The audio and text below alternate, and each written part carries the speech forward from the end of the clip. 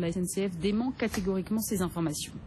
Et puis quel visage pour l'équipe de France au Brésil. Didier Deschamps dévoilera ce soir la liste de 23 joueurs et 7 réservistes retenus pour le mondial. La compétition débute dans tout juste un mois dans un contexte un peu tendu au Brésil. Tension sociale, coût des infrastructures et des stades qui explosent, travaux qui ne sont toujours pas terminés, billets hors de prix. Les organisateurs et la FIFA sont pointés du doigt.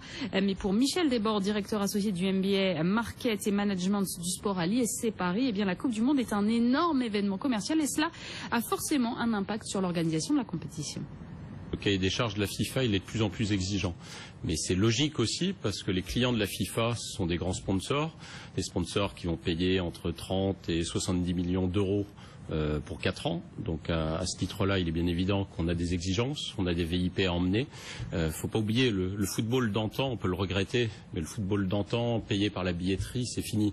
La billetterie, c'est moins de 10% des budgets de la plupart des grands clubs. Aujourd'hui, ce qui finance l'économie du sport en général, ce sont les sponsors et leurs cohortes de VIP et les télévisions. Il ne faut pas oublier le modèle économique. Et le modèle économique, c'est aussi un modèle économique qui est fondé sur une situation de monopole. Et une situation de monopole, ça fait monter les prix avec un événement que tout le monde s'arrache. Si la FIFA avait du mal à donner son événement à un pays, elle ne serait pas dans cette situation. Mais sur chaque Coupe du Monde, les candidats sont les plus nombreux.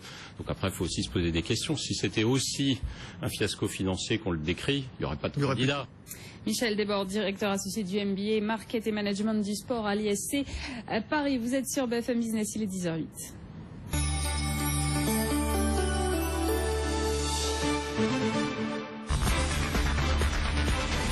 BFM Business jusqu'à 12h30, intégral placement.